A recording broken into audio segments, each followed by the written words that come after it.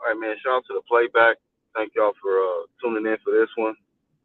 BHP here. Um, I'm gonna cover a few topics, man. Grand Rising, everybody. It's an early live stream. Let me cover a few topics, man. We got some good fights coming up. Some great fights, actually. Um, Great in the sense that they call it this is the Super Bowl of boxing when we talking about undisputed. And hopefully the audio is good. I will be in a Wi-Fi signal in about 15 minutes. But undisputed in boxing is great. We're getting that a lot this year. So the first fight I want to talk about that I'm probably the most excited about is in women's boxing. Katie Taylor versus Chantelle Cameron. This is a superb fight. Um, very rare do you get a fight because they say styles make fights, but very rare do you get a fight where you have sweet science versus sweet science. The thinker versus the thinker, elite skills versus elite skills, undefeated versus undefeated. How about undisputed versus undisputed? That's very rare, but that's what we're getting in this fight with Katie Taylor versus Chantel. Um, I definitely I tip my hat to these ladies because you know women's boxing, they setting the tone. I've been saying that for the last 2 years. They've been setting the tone for how it should be in the sport of boxing, all around the board. Doesn't matter what you did, in the past, how many your resume, how many people you beat. The hunger should still be there to test yourself versus the best in your weight class, in or around your weight class, and try to set yourself apart from the pack. And this fight right here, this whoever wins this fight, in my opinion, sets themselves apart from the pack. Lost Art, what's up, bro? What's good with it? I'm gonna drop the link in a little bit if you up, bro. But if you stay up, bro. But this particular matchup with Taylor and Cameron is what boxing is all about. Daring to be great. Um, Keith Thurman used to say, "I got an O, not afraid to let it go." That's what this is right here. And I just wish that it would, trickle into the men's boxing where we see a lot more of this right here. But I got to shout out a channel, DT3, the Boom Man. I watched one of his videos, and he was basically flaming Clarissa Shields. And rightfully so, Clarissa be putting herself in some situations by the things that she say. But one thing that stood out to me from what he was saying was he was saying that you know Katie Taylor is the face of boxing based off her numbers, based off resume, the whole thing. And I was thinking about that, right? And I'm like, man, when you think about it, Katie Taylor, she's got those names on her resume. I believe it's this weekend, Q. I gotta double check. But it had me thinking like, man, she got those names on her resume that really kind of solidified her. And that was she got the Amanda Serrano fight. That was really the one that really solidified herself. Going to war with Amanda Serrano. But you know, that's a better name than I think Clarissa Shields in the sense of like she got like a Savannah Marshall, she got a Hannah Gabriel, she got a Franchon Cruz Discern that she fought her early in her career. So, it's not really one of those, she got a Christina Hammer. So she got some fights, but that Amanda Serrano victory, somebody who had won in multiple weight classes, a pound for pound, she don't really have a real somebody who was considered a pound for pound fighter on her resume. I'm talking about Carissa, but Katie Taylor do. And if Katie Taylor beats Chantelle Cameron, and I gotta keep it real, I'm low key favoring Chantelle. When we talk about research, I've made some mistakes before, like with the Rolly fight when he fought prehistoric face, but I ain't making no mistakes with this fight. I've done my research. Chantelle can fight. Um, she fights so good to the point where I'm actually favoring her in this fight. And I know how good Katie Taylor can fight, and I literally got Katie Taylor #1 right now in women's boxing, just off what she's done, to carry women's boxing, just like Carissa has, but she got a better resume. She just do. She's just got a better resume, and Katie and Carissa would tell you that, you know. But if she beats Chantel, she gets the stamp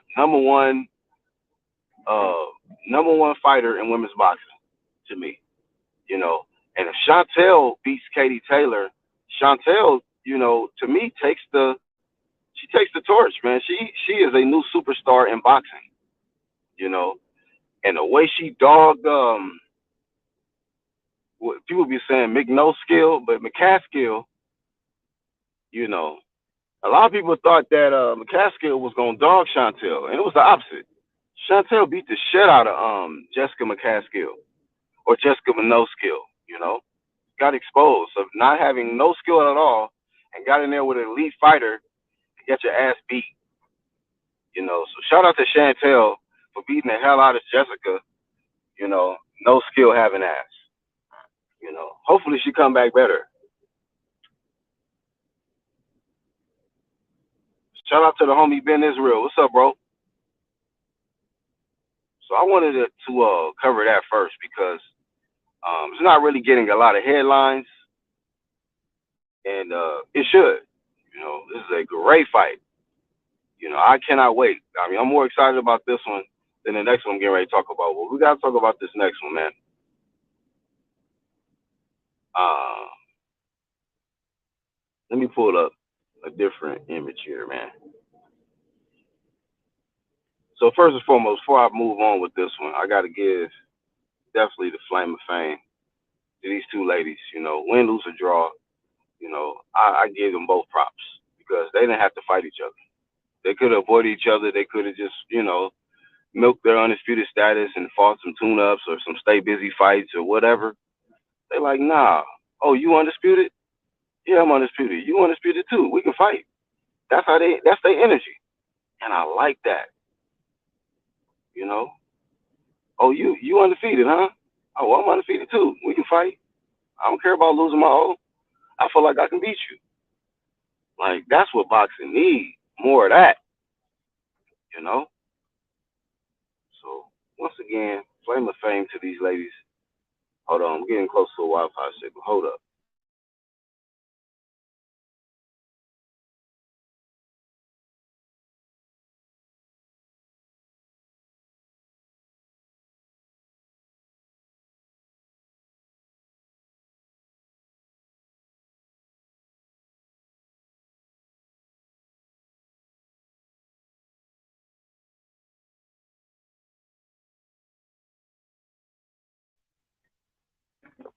All right, my bad. So let me pull up this different banner, man.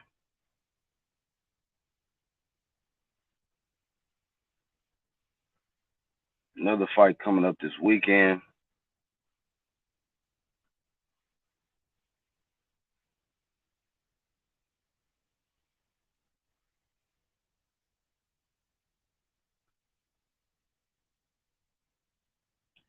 Moment of truth for Devin the Dream coming up this weekend.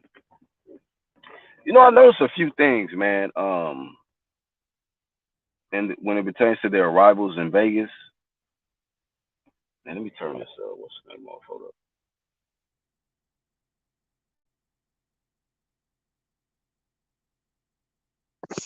I noticed a few things, man, when it pertains to the rivals in Vegas with Haney and Lomachenko. Uh, they both, Lomachenko looked ready to go. Devin Haney looked ready to go, but it's still the weight issue. I think him being at 35, uh, I think he got maybe one more fight, if that.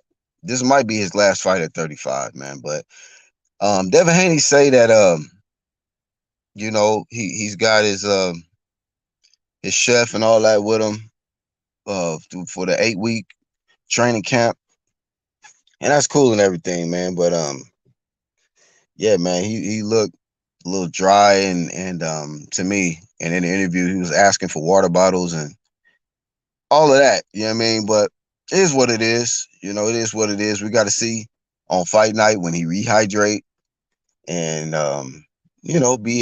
be in regular Devin Haney form. We got to see what's gonna happen. But um, this is a big moment for Devin Haney to prove something to himself, to the world of boxing, that he belongs at the top of the lightweight division.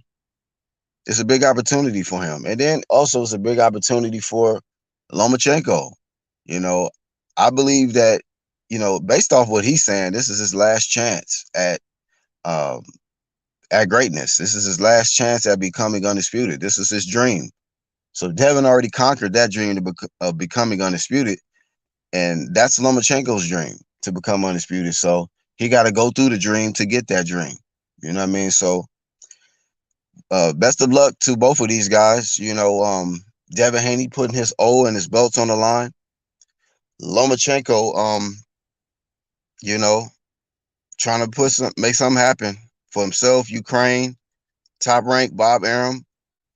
Uh, you know, Speaking of prehistoric, Bob Arum is still around, and playback. Bob Arum is still around, and I think that he would love. It would be you know, uh, a great year for him. I'm sure if Lomachenko beat Devin Haney, that would just, he'll be, like how he was singing with Tyson Fury. He'll be in the ring singing something with Lomachenko. I'm sure they'll have some kind of celebration and song, Ukrainian song or whatnot. But I like to kind of apply light flame to Lomachenko's team for the cap. I just don't be liking the cap because they be acting like they didn't swerve Haney. They say stuff like, um, at that point he hadn't accomplished anything. Like when people say shit like that, but then they'll go and fight somebody else who accomplished less than the guy that they avoided. I be looking at that shit like, bro, this is cap. This is quack talk, duckery talk, man. That should be throwing me off, man. Because uh, what's that guy that he fought recently? I can't think his last name. Uh, Lomachenko just fought him. He looked Jermaine Ortiz or something like that. What the fuck did he accomplish? Y'all fought him? I mean, they'll fight regular guys, Nakatanis, Cole Mays. Shout out to Cole May. He's been former IBF champ. Um, I think he won a belt before. Can't remember. But it'd be weird because they'll fight um Joe Blows and all of these people, man, and then say, "Oh, now he has something we want. Now he is undisputed. Now he is not." Shut that shit up, man. Like, you know what I mean? These champions, depending on the level of opposition, the level of risk when it pertains to the number one contender or the mandatory, then they'll do this quack talk if it's difficult. If they feel it's some real work, then they want to pull out the franchises and then start talking about he has not accomplished anything. It's quack talk, man. Yeah, just a light flame because I just hate when they say silly shit. But I'm just glad that we pretty much here. We'll be able to see this fight. We're gonna see if Devin Haney is really that guy at lightweight, or if Lomachenko still got something left. If the Matrix, what you call it, regenerated, man. Because they said it was glitched. They say it was a glitch in the Matrix. Maybe he got it back. I don't know. But it's good. It makes for a great fight, great matchup. They both got something to prove, and best of luck to both of these guys. Best of luck to both of them, man. So flame of fame to these guys. I do have a flame of shame. Two flame of shames, low key. Playback. Mauricio Suleiman remains #1 pound for pound worst individual in boxing history, probably, but active. He's actively the worst person in boxing. I think creatively he wakes up like how it was like 4 in the morning, damn near 5 in the morning here where I'm at. He wakes up thinking of bullshit that he can do to fuck up the sport. He either thinking about a new belt he can make or some bullshit he can come up with to fuck up shit in boxing. To rattle the boxing fans. And then and it'd be so dumb because he keep doing dumb shit, and then when people question him about it, he can't even explain it. Then he get mad when you ask him a question, apply pressure. Flame of shame to Mauricio Suleiman for blocking Undisputed for Better BF and Bevel, for blocking that. Flame of shame to Mauricio Suleiman for blocking Canelo versus Bivol at 168, because he said he will not sanction that if that happens. If Bivol wants to fight for all of Canelo's belts, flame of shame. Flame of shame for being biased and discriminating against Russia, but being biased to Ukraine. You okay with Lomachenko fighting for the WBC belt? Getting in an undisputed matchup, he can go blow out people's brains and come back to boxing, and that's okay. But Bivol and Better B have been in boxing the whole time, didn't pick up no AKs, didn't suit up in no fatigues, none of that shit. But you penalized them because of the country that they come from. Flame of shame. You know what I'm saying? What's up, Toby? You idiot. Mauricio Suleiman. Flame of shame for not being an equal opportunity sanctioning body. Clown. You are raising up your resume of bullshit, and you are becoming what you call it? Hall of Shame. You are in the Hall of Shame, my ninja. You are in the Hall of Shame for sure. Fuck the fame, nigga. You in the Hall of Shame, dog. I can keep going on and on and on about this guy. But light flame.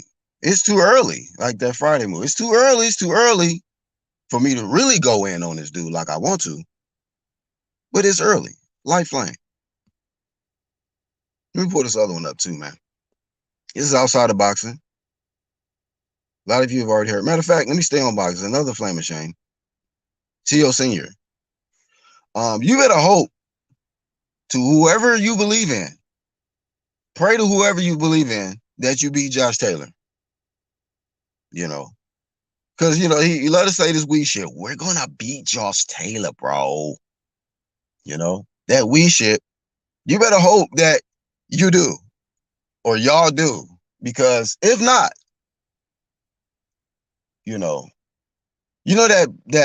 that barbecue that you forget was on the grill cooking, and it's just extra crispy. That's how it's gonna be with this flame. Y'all are gonna get flame so crispy out here, man, like you ain't never seen before. You think it's a game? Lose to Josh Taylor. You're gonna really find out what it is, T.O. Senior, because you out here talking nonsense. You know, T.O. Senior is doing an interview like every day now. Just going around, just, platform to platform, talking nonsense, bro. With all of this talking, man, I hope you gonna walk it like y'all talking it, because whoo, if not, Krispy Kremes, nigga, crispy, your shit about to get flamed. So T.O. Senior, man, let's talk, more walk. You just focus on y'all fight, man. Real talk, focus on y'all fight. Let me pull out this other one, man, because this was the main one I wanted to pull out.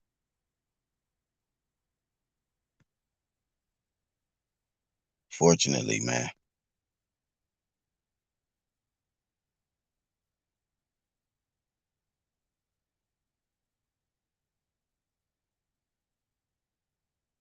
Now let me do this other one. Hold up, y'all.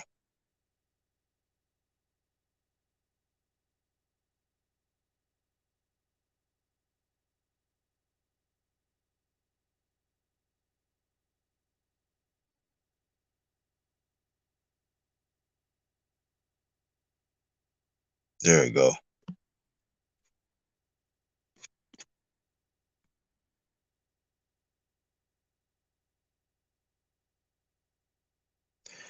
John Morant, Flame of Shame. I did a video on this already. A few of them. But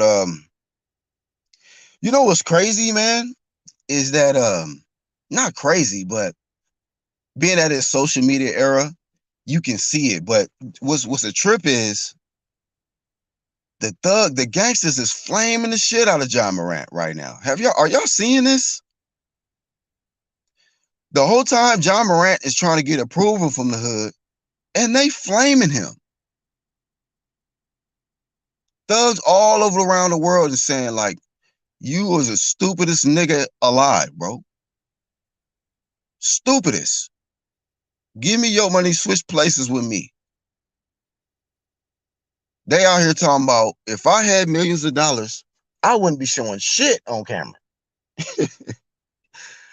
Hundreds of millions of dollars like you, but you want to be old dog, nigga.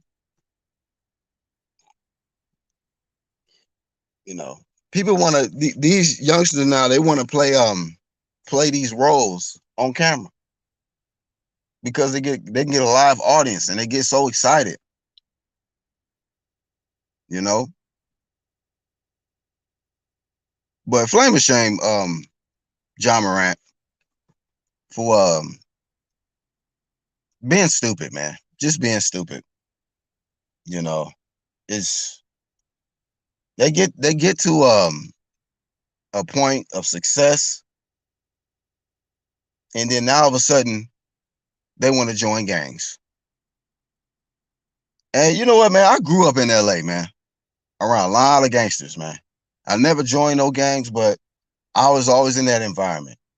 You know, like this dude, John Morant, must don't know. And it's crazy because it's not just John Morant. You got Chris Brown, you got the Soldier Boy, you got all of these people that get to a level of success, like Errol Spence, like they have these good lives, and then they want to go hang around with the thugs. I don't understand that psychology, to be real with you. I don't understand that psychology. Um, I understand the mentality of a lot of these gangsters, man. Um, a lot of them don't have a choice. Like they born into it, their parents was in it, like, and it's their product of it. But a lot of y'all just choose it. You know, you choose to leave a good life to pursue a life in the streets because of these rap songs, because of these rappers. The gangsters is letting y'all know, man, y'all niggas is dumb. You niggas is dumb, bro. Okay, this is not the life that you want. So stop pretending. With all of the young niggas that's been getting they wig pushed back, especially as of recently, why are you even? Yeah, flame of shame. He said, "Is it the media they consume that's causing this?" Maybe, maybe so. And I did a video on that where maybe they need to detox some of them from the internet. But like I was saying in that previous video, that I think a lot of y'all will be going through withdrawals if they shut down the internet. You know, because some of y'all can't function without attention. One of my people, my subscribers, hit me up like, "When you going back live?" Woo, woo, woo, right? And in my mind, like, I don't be caring about doing all of this shit, man. You know what I mean? Like, I don't need it. I'm not addicted to it. I don't need you know what I mean? But I understand I got an audience. I understand that the work that I put in on this platform. I understand a lot of people be wanting me like, "Hey, Black, kick off these live streams, whoop-de-whoop." And I get all that. This shit different now though, man. And a lot of people be going to the extreme with this shit, you know, when it pertains to that live button or something, and they just act different, you know. And if I can't be myself, I don't even want to come to this motherfucker at all. Or no platform if I can't be me. But I ain't pushing no agendas and none of that silliness, man. And if it is the media that they consume, like Yuli X was saying, then they need to detox, man. They need to regroup and figure out, damn, man, is this shit really taking over my motherfucking mind? To where, damn, I had forgot. I had told these people that I wasn't gonna do this again. Didn't I just tell these people I wasn't gonna do this again? Damn, I sure forgot. You know, I don't know what's going on with these youngsters' brain cells. They supposed to have good thinking. You don't remember you had just told the owner of the Memphis Grizzlies that you was gonna get your shit together, and that you don't remember going on somebody's platform in front of the camera and saying, "Yeah, I got some things to work on," and yeah, woo. You forgot, huh? And then you put out a tweet or a text message saying a paragraph. I'm still going to continue to work on myself. We saw Shakur near that dude that got killed from that 5 game too, or that dice game. He's saying, yeah, it's real out here, man. It is real out here. You know what I mean? Not to mention all the gang signs and shit he be throwing up. I heard he be throwing gang signs up when he be making shots or whatnot. I don't be watching his games like that. Be real. I don't really be watching John Morant, but it also sucks too because I remember when he first came into the league, I told my oldest son, I said, "Hey man, watch him," because I knew his game was up to par, but this was before he really was like doing what he doing in the NBA, like just dunking on people, just highlight central. But I seen something in him early on. I was like, "Hey, watch him," because like John Morant's physique is similar to my son's physique and height and everything like that. And my son played basketball, so I'm like, "Hey, watch him." But now he doing this type stuff. You know what I mean? So that's to be the thing too. When you a parent and you trying to tell your son, like, "Hey, yeah, man, watch this guy. It's a good kid. He got game. He hoop and all that." And then they go out and start doing some craziness. You know what I mean? And that's the thing too, man. A lot of these athletes, even in boxing, you know, they don't realize that they looked at as role models or they're expected to be role models by um a lot of people. NBA or NFL, they're expected to be role models. They're expected to carry themselves in a certain manner because you have an audience. You have an audience. But a lot of them are so young and dumb that they like, "Man, fuck that. I'm young. I do what I want, man. I'm rich. I got all this. I'm popping bottles. I'm toting these guns." Woo, woo. They start getting in that ego and that arrogance. And they don't realize, man, they got like 6 and 7 year olds wearing their jerseys and looking at them and seeing them pull out guns and shit. They're like, oh crap, John Morant. So we hoop, we hang out, we pull out guns, and we listen to NBA YoungBoy, and like they watching them. You see what I'm saying? So that be the thing, man. They may not like that because they just want to live their life, and it's like, you want to live your life, cool, but can you just not go live? Can you not put your guns on camera? Can you not, you know what I mean? Because you are John Morant. You ain't just like every other person out here, man. You know, you got a different microscope on you, you know? So that's my last little flame of shame is John Morant. What up, Zone? Zone 6 in the building. Yup. But yeah, man. Mauricio, T.O. Senior, John Morant. Flame of shame to you individuals, man. Um, hey, everybody deserves another chance in life, man, to improve.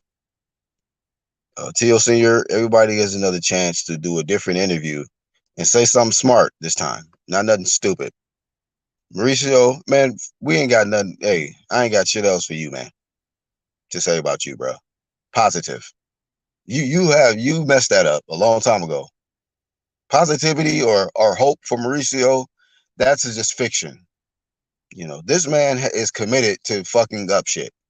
So, flame of shame for the rest of existence for Mauricio Suilaman, dog, until you and your belts get out of the way. You know what I'm saying? So, yeah, man. That's really all I got for this one, man. That's really all I got for this one. On the Flame of Fame side of the game, I definitely want to once again big up Devin Haney, Lomachenko, daring to be great. Putting everything on the line. You know, I'm rooting for the kid Devin Haney, but I'm a fan. As a fan of boxing, I'm gonna just watch it and may the best man win. You know what I mean? Um, as far as Katie Taylor and Chantelle, best of luck to these ladies. I'm favoring Chantelle to win the fight. With Katie Taylor, you know, the last few times that I thought she was gonna lose, she won and shut me the hell up. So Katie Taylor keeps surprising me with certain performances. Maybe she will surprise me in this performance versus Chantelle Cameron. But Chantelle Cameron is a beast, in my opinion, with skills. Like made a post yesterday. This is the sweet science versus the sweet science. A lot of y'all, the same shit that y'all like to call boring, they beating the hell out of these exciting fighters. Katie Taylor beat the shit out of, well, she didn't beat the shit out of Amanda Serrano, but she whooped her ass. She beat Amanda Serrano, and Chantelle Cameron beat the shit out of Jessica making no skill. So y'all get out of here with that boring fighter type shit because y'all know boring fighters be kicking ass. You know what I mean? So flame of fame to the boring fighters that keep kicking these exciting fighters' asses because they know they fucking can't hang with y'all. Both fights this weekend are 50-50. I don't know who will win. So that makes for a great weekend because it's fights where it can go either way, and not no little champ shit where you already know who gonna win on some showcase side of the game. That's all I got, man. I'm BHP. Catch y'all on the next one. I'm out.